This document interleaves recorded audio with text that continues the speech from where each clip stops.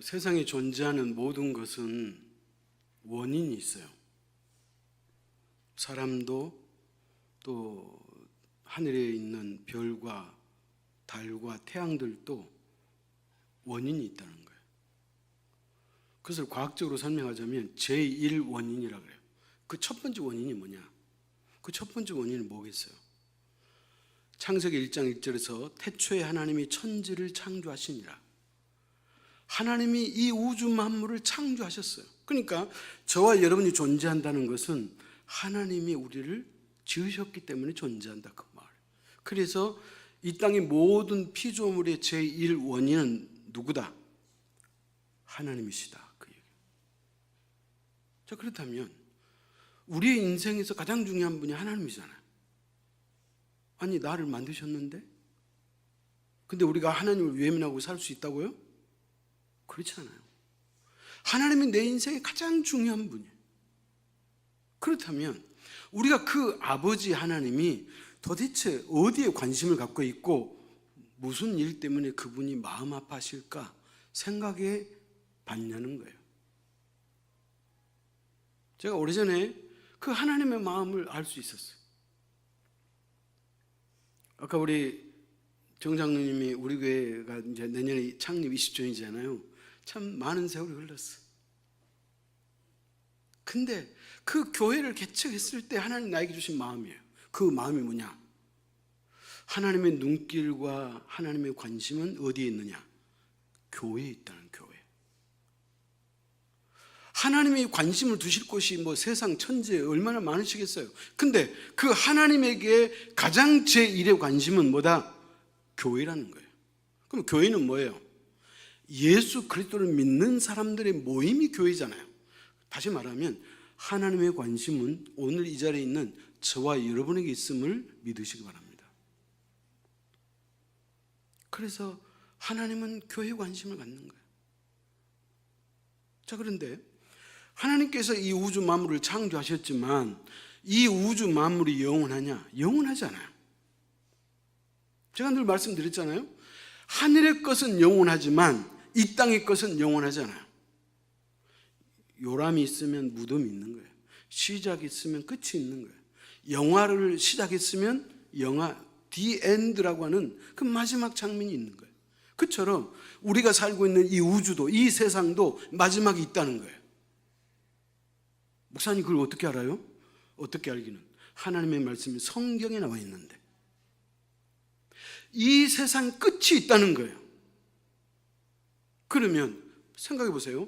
이 세상을 여신 분도 하나님이요, 이 세상의 문을 닫으신 분도 하나님이신데 그 하나님의 관심은 뭐예요? 이 땅에 한 사람이라도 더 예수 믿고 구원받는 것이 그게 하나님의 가장 큰 최대 관심사예요. 그 하나님의 관심사가 있기 때문에 저와 여러분이 오늘 이 자리에 있는 거잖아요. 여러분, 우리가 기분 나쁘면 뭐라고 말해요? 내버려둬. 그냥 놔둬. 뭐하러 관심을 가져? 우리 그런 말 하잖아요. 하나님은 저와 여러분을 사랑하기 때문에 내버려 두실 수가 없어. 그래서 그 하나님의 구원의 열정과 그 열망이 있었기 때문에 오늘 저와 여러분이 하나님을 아버지라고 부르고 예수 믿는 거듭난 그리스도인으로 살고 있다, 이 말이야. 자, 그런데 하나님께서 이 세상을 마감 지을 그 하나님의 계획이 있어요. 그러면 이 세상이 망해져 가는데 뒷짐지고 있을 사람이 누가 있겠어요? 그래서 하나님께서 이 마지막에 가까웠다는 것을 누구에게 먼저 알려주느냐? 교회에 알려주는 거예요. 저와 여러분에게 알려주시는 거예요. 그래서 우리가 지난 요한계시록 1장, 2장, 3장을 공부하고 오늘 4장으로 건너왔는데 지난 1장에서 3장까지 뭐예요? 쉽게 말하면 소아시아 7교회에게 주님께서 당부하신 말씀이잖아요. 교회가 잘한 것에 대해서는 하나님이 칭찬을 했어요. 그러나 교회가 바람직스럽지 못한 행동을 했을 때는 하나님께서 강하게 책망한 거예요. 너의 그 잘못에서 뭐하라? 돌아서라, 그런 거예요. 그러면 하나님께서 교회에게 하신 말씀은 그건 누구에게 하신 거예요? 저와 여러분이 하신 거잖아요. 저와 여러분이 지난 삶을 생각해 보고 내가 잘한 것이 있다면 내가 더 잘해야죠. 그러나 내가 하나님 앞에 잘못이 있거든 우리가 회개해야죠. 그래서 그 잘못된 행동에서 우리가 돌이키는 것이 그것이 하나님의 마음이고 하나님의 소망인 것을 믿으시기 바랍니다. 그래서 하나님은 이 당신의 비밀을 누구에게 전해준다? 교회에게 전해주는 거예요.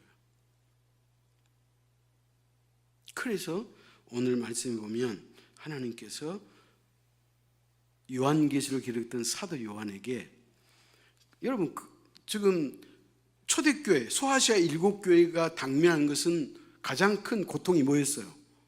황제 숭배잖아요. 아니 하나님을 나의 구주로, 하나님을 나의 주로 섬기는 그 교인들에게 아니다, 로마의 황제가 너희의 주인이야, 내가 신이야, 황제시여 황제가 나의 주이십니다라고 고백하라고 그러는데, 여러분 고백 안 하면 어떻게 되는 거예요? 끌려가는 거예요. 펄펄 끓는 기름 가마에 집어넣는 거예요.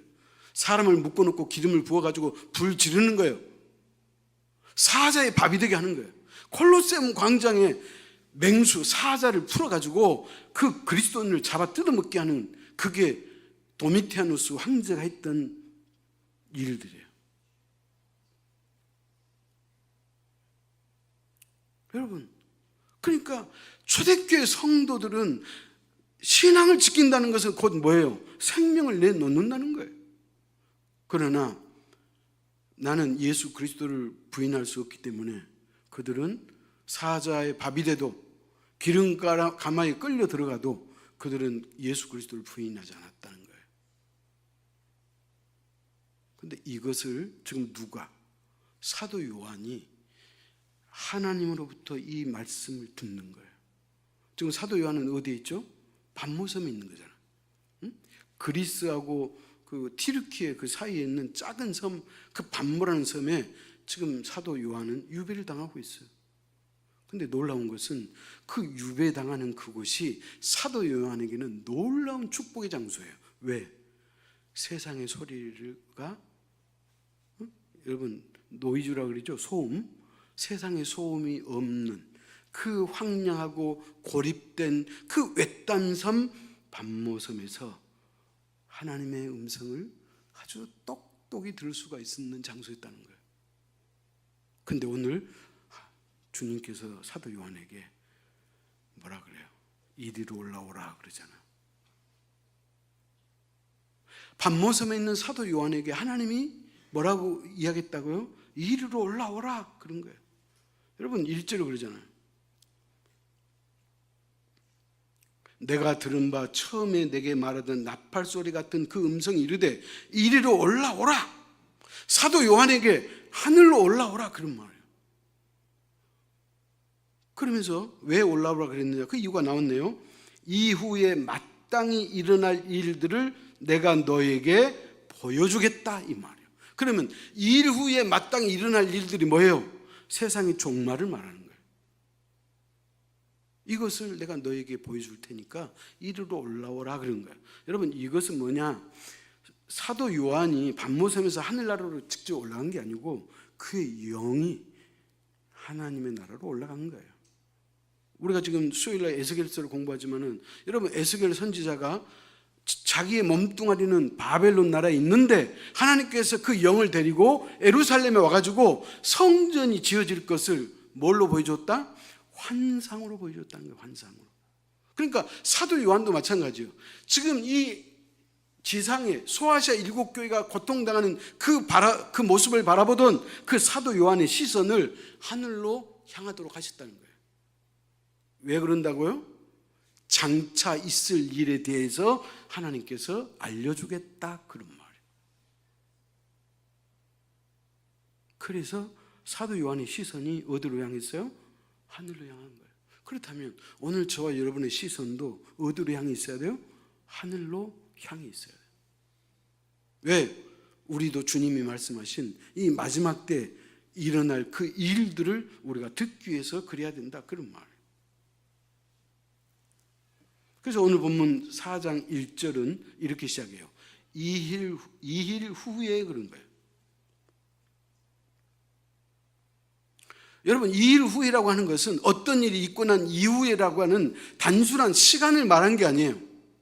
지금 도미티아누스 황제에 의해서 기독교인들이 핍박받는 이 상황을 벗어나서 너는 영광의 하나님의 나라, 그곳으로 너의 시선을 돌려보라, 그런 말. 그래서 2일 후에 그런 거예요.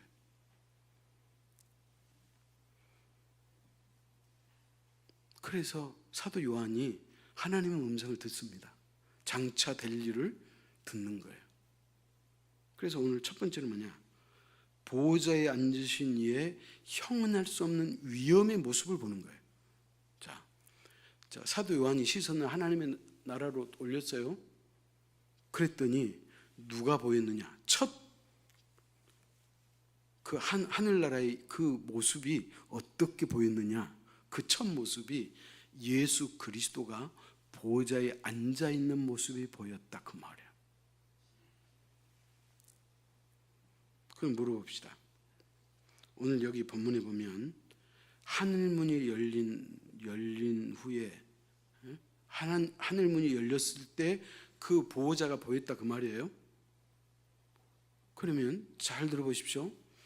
왜 사도 요한이 하나님의 나라를 향해서 딱 쳐다봤는데 첫 번째 장면이 예수 그리스도가 보호자에 앉아있는 모습이 보였을까요? 자, 이것은 의도가 있어요. 하나님께서 사도 요한에게 첫 번째 모습을, 보호자에 앉으신 그리스도의 모습을 보여준 이유가 있어요. 그 이유는 뭐냐? 지금 로마 황제가 보호자에 앉아 있잖아요. 다시 말합니다. 초대교회 성도들에게 보호자라고 말하면 그들이 유추할 수 있는 그 상상의 그림은 뭐냐? 로마의 시저, 황제가 보호자에 앉아있는 그 모습만 상상할 수 있는 거예요. 그래서 그 시저가 뭐라 그래요? 내가 왕이다. 내가 너희 왕이야. 내가 너희의 주다. 그래서 너희는 나를 로드라고 불러라. 구주라고 불러라. 그렇게 얘기해요. 여러분, 아까 그 영상 찬양 기억나시죠? 마지막 가사가 뭐예요? 예수 그리스도는 나의 구주라 그러잖아요. 구주. 근데 지금 로마는 누가 구주라고 알려줘요? 황제가 구주라고. 그렇게 부르지 않으면 내가 너를 죽이겠다, 그 말이잖아요. 그렇기 때문에 초대교회 성도들에게 보호자 그러면 벌써 그냥 뭐라 할게요? 아주 시퍼런 칼날 앞에 있는 그런 두려움과 불안이 있을 수밖에 없어요. 그렇기 때문에 예수 그리스도는 사도 요한에게 첫 모습을 보호자에 앉으신 자신의 모습을 보여주는 거예요. 그럼 어떤 의도가 있을까요? 황제가 구주가 아니라 나 예수 그리스도가 이 땅의 진정한 주인이고 구주이다, 이 사실을 지금 누구에게? 사도 요한에게 보여주셨다, 그런 말. 자, 2절 3절 교독합시다. 내가 곧 성령에 감동되었더니 보라, 하늘의 보호자를 베풀었고 그 보호자 위에 앉으신 이가 있는데.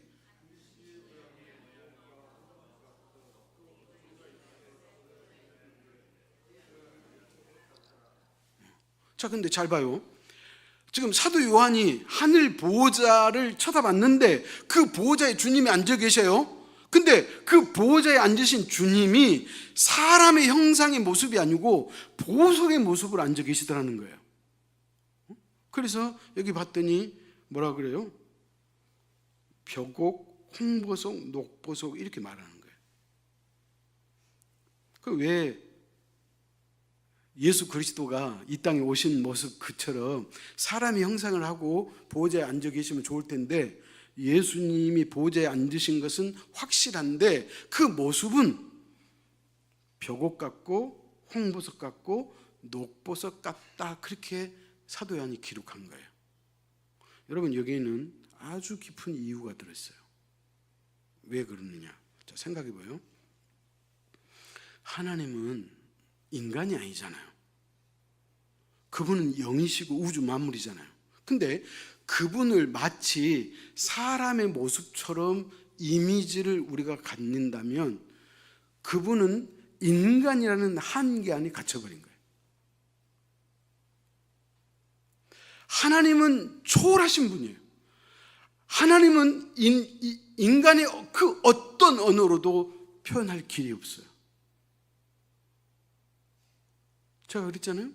사람의 모습으로 만약에 그렸다면 이미 하나님은 그 자체가 한계가 있는 분으로 밖에 생각할 수 없다 이 말이에요. 그러니까 하나님은 인간의 한계 밖에 계시잖아요. 그분은 초월자잖아요. 그분은 영이시기 때문에 형체가 없잖아요. 그래서 빛나는 보석과 같은 그 하나님은 빛나신 분이잖아요. 그래서 보석으로 묘사해놨다 이런 말이에요. 그러면 벼곡이야. 왜 예수 그리스도? 하나님이나 그리스도나 같아요. 왜 그러면 보좌에 앉으신 예수 그리스도를 벼곡이라고 모사했느냐? 벼곡은 수정처럼 맑고 투명한 보석이거든. 그러니까 이것은 뭐예요? 하나님은 죄가 없으시고 진실하시고 성결하시고 흠이 없는 완벽한 분이라는 것을 벼곡으로 묘사한 거예요. 하나님은 어떤 분이다? 성결하신 분이다. 하나님은 흠과 티가 없는 분이고 죄가 없으신 분이다를 벼곡으로 묘사했다 이 말이에요. 아멘? 그럼 두 번째 홍보석이에요. 홍보석은 말 그대로 그 빛이 붉은 빛이에요. 그 붉은 빛은 두 가지 의미가 있어요. 하나는 뭐냐? 하나님은 죄를 관가지 않고 반드시 심판하신다는 의미가 이 홍보석에 들어있어요. 자, 다시 말합니다. 하나님은 죄를 그냥 무시하지 않는다 그 말이에요.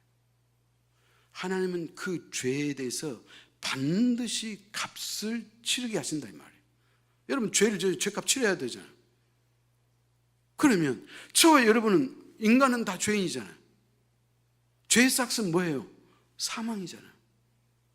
그러니까 하나님은 죄를 간가지 않으시다 그 말은 하나님은 반드시 사망을 치르도록 하시겠다 그 말이에요. 근데 저와 여러분은 어떤 존재예요? 예수 그리스도의 십자가의 죽으심을 믿음으로 말미암아 누구든지 예수 그리스도를 믿으면 죄의 사함을 받고 영생을 얻도록 하시겠다고 했잖아요. 그렇기 때문에 저와 여러분은 예수 그리스도를 믿음으로 이제 죄가 있어요 없어요? 없어요. 죄의 용서를 받았어요.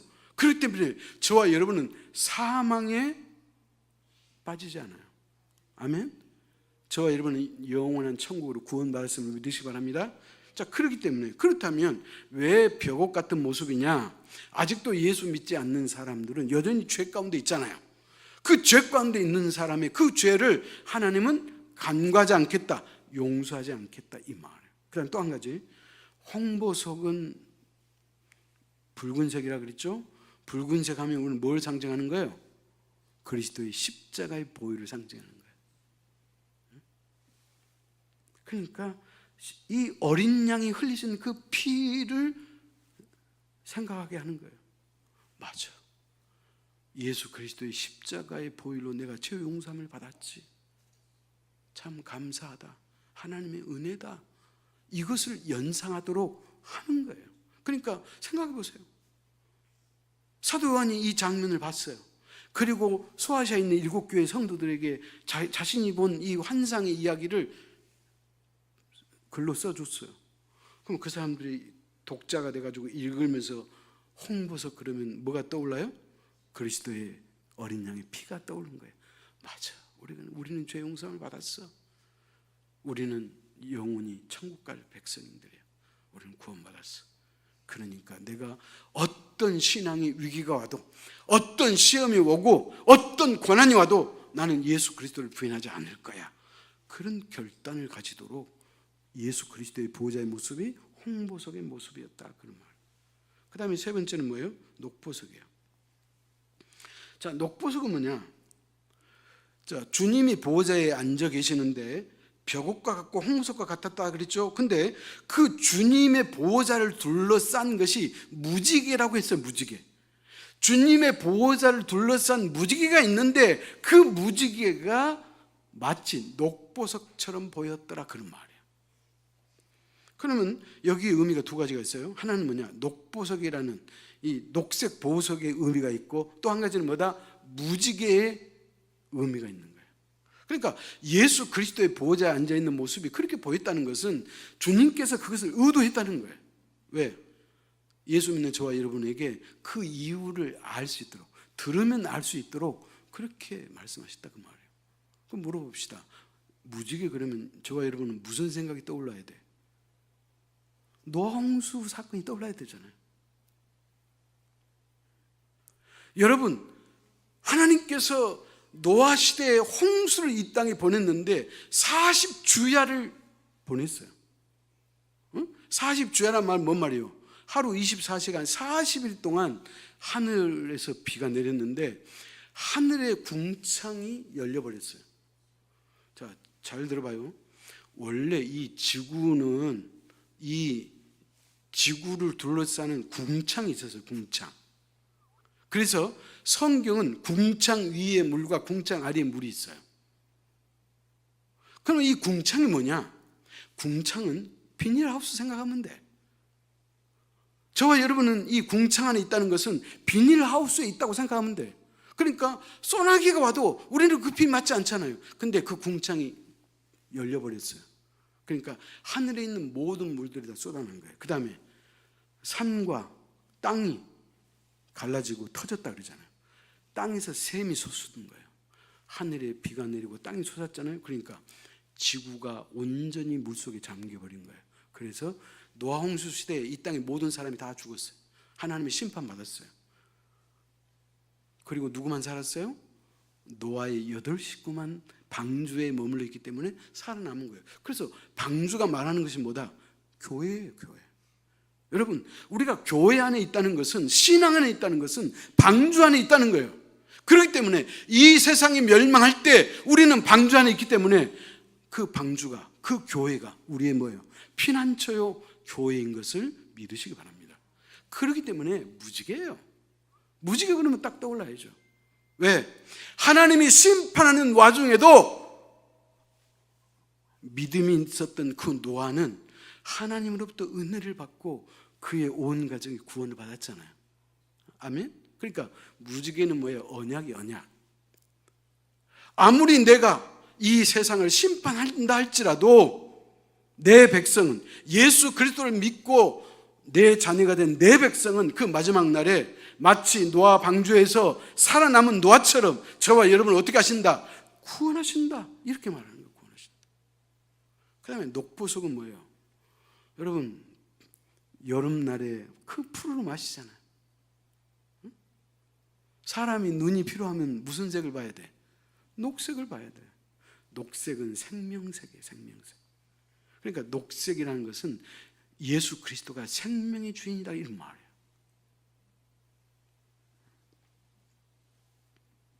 그러니까 자, 지금 초대교회 성도들은 세상 보좌에 앉아있는 도미티아누스 황제, 로마의 황제와 하늘 보좌에 앉아 계시는 예수 그리스도를 대비하는 거예요. 도미티아누스는 어떻게든지 사람을 괴롭히고 죽이는 세상의 왕이라면 하늘의 왕이신 예수 그리스도는 우리를 살리시는, 우리의 영원한 생명의 주인이요 구원자인 것을 믿으시기 바랍니다. 그래서 이 벽옥과 홍구석과 녹보석으로 예수 그리스도를 표현해놨다, 이런 말이에요. 아멘? 그럼 마지막 두 번째, 온 우주가 드리는 거룩한 예배의 모습이 보인 거예요. 자, 다시 말합니다. 사도 요한이 하늘문이 열려가지고 환상으로 하늘나라의 모습을 바라보고 있는데 그 첫 모습이 뭐다? 보호자에 앉아 계신 예수 그리스도 모습. 제가 설명했어요.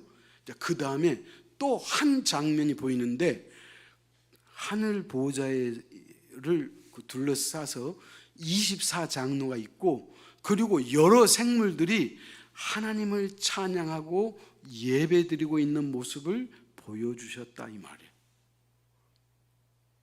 그러니까 요한계시록 4장은 두 모습이에요. 하나는 보호자에 앉아 계신 예수 그리스도 모습이고 또 한 가지는 뭐예요? 예배드리는 모습이라고 했잖아요.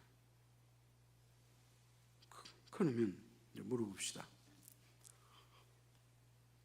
신앙생활 한다는 것은 곧 무슨 말이에요? 예배생활 한다는 거예요. 신앙생활 중에 예배생활보다 더 중요한 것은 있다 없다? 없어요. 하나님은 저와 여러분을 왜 만드셨는데? 이사야서에 그러잖아요. 찬양 받으시기 위해서 내가 너희를 만들었다 그랬잖아요. 그래서 우리가 예배 중에 우리가 하나님을 찬양하는 거잖아요. 하나님의 백성이라면 응당 예배자의 삶을 사는 거예요. 아멘? 그렇기 때문에 예수 그리스도가 사도 요한에게 두 번째 모습으로 하늘나라에서 예배드리는 그 모습을 보여주는 이유는 뭐예요? 우리 하나님만이 숭배를 받으시고 예배 받으시는 분이다 그런 말이에요. 도미티아누스 황제를 우리가 숭배하고 그 사람을 예배하는 것이 아니고 오직 하나님만이 예배 받으실 뿐이요 그분에게 예배를 드리는 것이 마땅하고 합당하다고 오늘 성경은 우리에게 말씀해 주고 있는 거예요. 아멘? 자, 그런데 그 하나님의 보좌 주위에 예배하는 사람의 모습을 보니까 누가 있다? 24장로님들과 네 생물이 있었다 그렇게 말해요.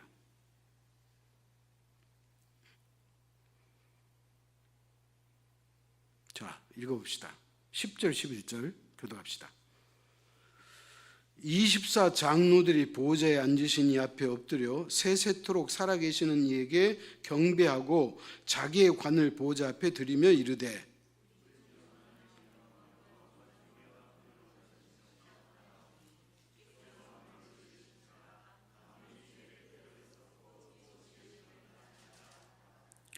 자, 그럼 먼저 이제 보십시다. 하나님의 보호자가 보이고 그 보호자 주변에는 24장로님이 계시고 네 생물들과 함께 하나님을 높여드리는 찬양이 울려 퍼지더라는 거예요.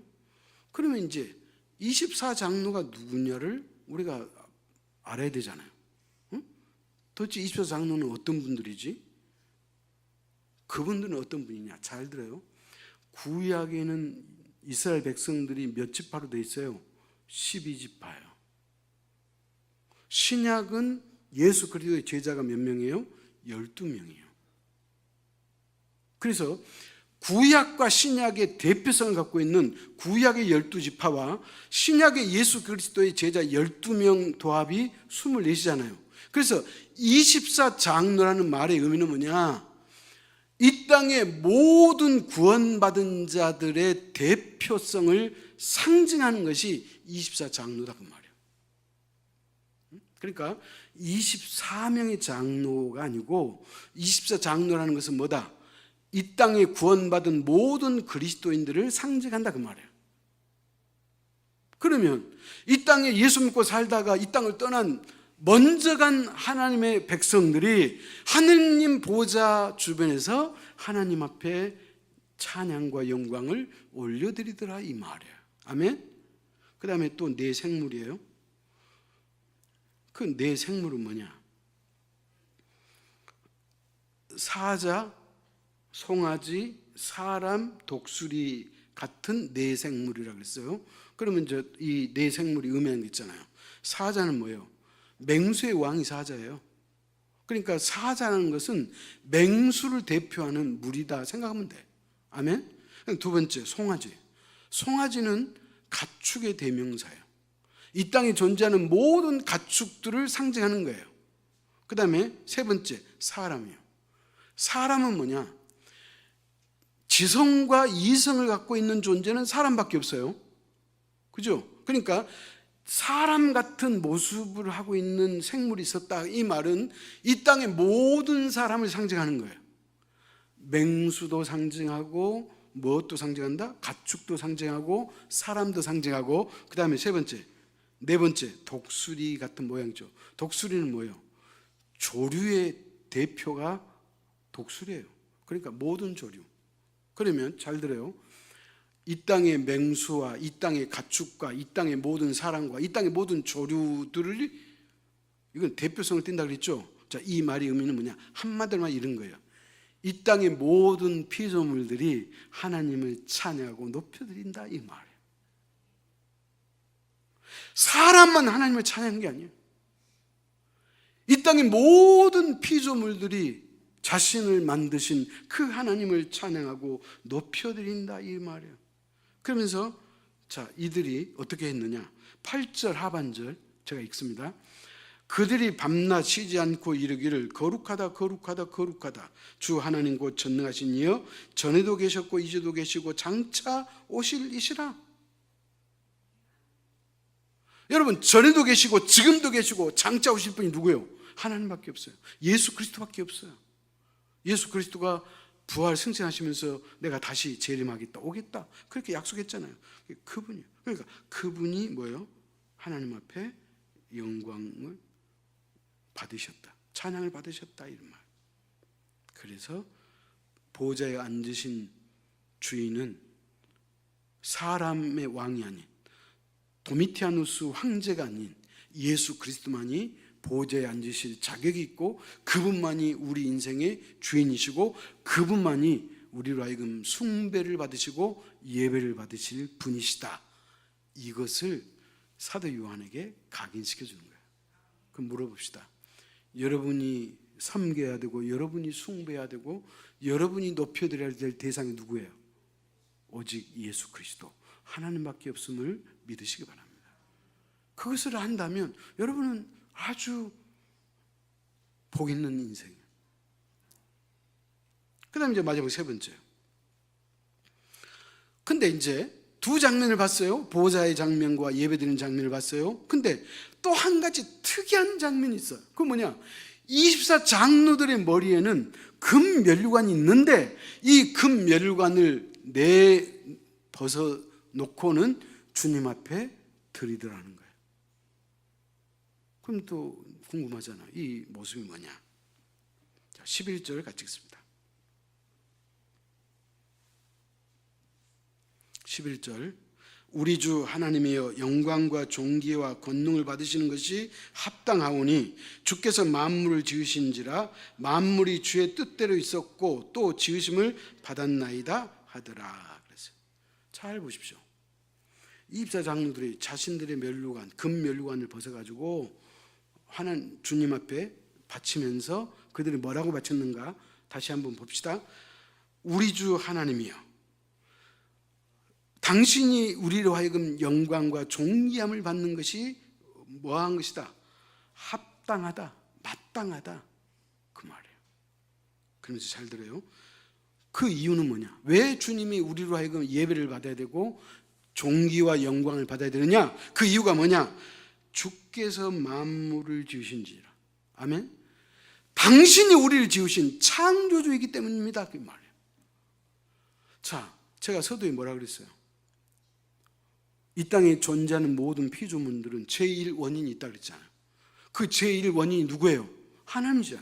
태초에 하나님이 천지를 창조하시니라. 하나님이 창조하셨어요. 그러니까 하나님이 우리로 하여금 예배를 받고 높임을 받고 영광을 받아야 될 그 절대적인 이유는 뭐예요? 그분이 나를 지으신 창조주이기 때문에 그렇다는 거예요. 그분이 없으면 저도 없어요. 여러분도 없어요. 아멘? 여러분이 있다는 것은 역으로 그분이 존재하신다고 말이에요. 여러분, 이 진리를 우리가 알고 산다는 것은 우리 인생에서 가장 큰 복이에요. 응? 여러분은 진짜 복 받은 사람. 제가 그랬죠. 기적은 뭐냐? 죽을 병에 걸린 사람이 하나님으로부터 치유받아가지고 마치 히스기야처럼 낫는 것이 기적이냐? 나는 그렇게 생각하지 않아요. 진짜 기적은 뭐냐? 하나님의 말씀이 나에게 들려주고 그 말씀이 믿어지면 그게 최고의 기적이에요. 히스기야처럼 병에 걸렸다가 15년 생명 연장받으면 뭐 하겠어요? 또 죽는데. 그러나 예수 그리스도의 이 말씀이 내가 믿어져서, 그렇습니다, 예수 그리스도가 나의 유일한 구주입니다. 나는 이제 죄 용서함을 받고 하나님의 자녀가 됐고 나는 이제 이 땅을 떠나게 되면 나는 영원한 하나님의 나라로 갈 그런 자격이, 그런 조건이 주어졌습니다. 그래서 기적이 뭐다? 하나님의 말씀이 믿어지는 것이 기적이에요. 그렇다면 혹시 만약이라도 하나님의 말씀이 안 믿어진다면 여러분 그것을 위해서 기도해야죠. 믿어져야지 그게 복이고, 믿어져야지 그게 구원받은 자로 확신할 수 있기 때문에 그런 거예요. 아멘. 자, 그러면 아니 이렇게 24장로들이 무엇 때문에 그러면 이 금 면류관을 받아가지고 하나님 앞에 바치냐 이 말이에요. 왜 그럴까요?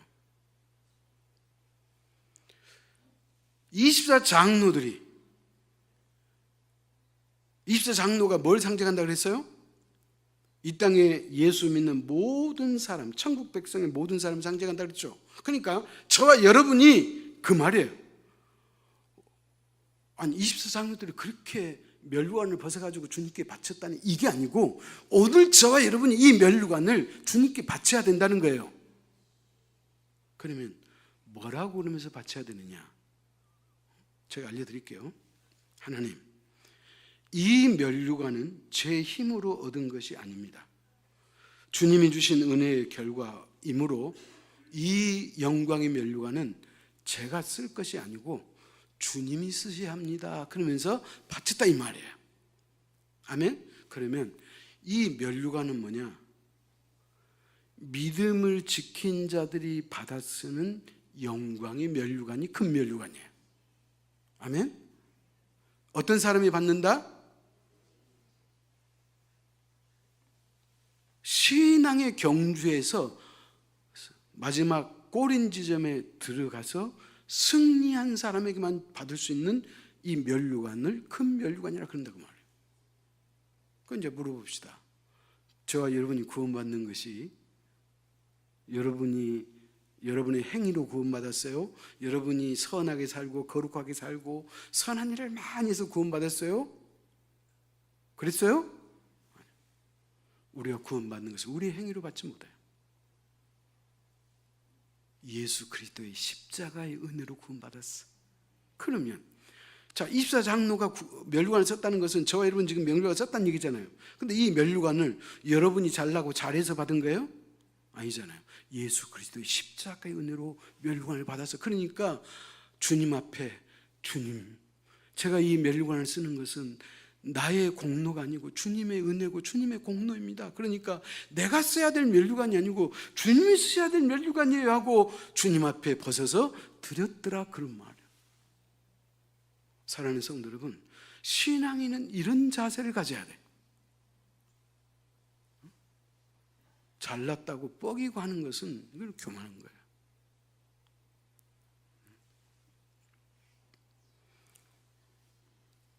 사랑하는 성도 여러분, 오늘 우리는 사도 요한이 밤모섬에서 하늘문이 열려가지고 그 시선을 땅에서 하늘나라로 올려본 것처럼 저와 여러분도 하늘나라를 바라봐야 돼. 아멘.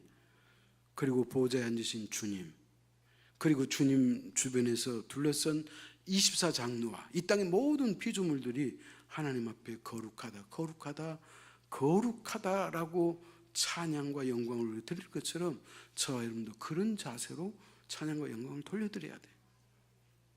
그런 자세와 그런 태도로 우리가 주일날 교회에 나와서 하나님을 예배하고 섬겨야 한다, 그 말이에요. 사랑하는 성도 여러분, 마지막 말씀입니다. 하나님은 한 번도 우리를 사랑하지 않으신 적이 없어. 하나님은 우리를 한 번도 포기한 적이 없어. 그걸 어떻게 아느냐? 성경에서 나와 있죠. 제가 제일 좋아하는 말씀을 찾아갑시다. 이사야 49장 15절 16절.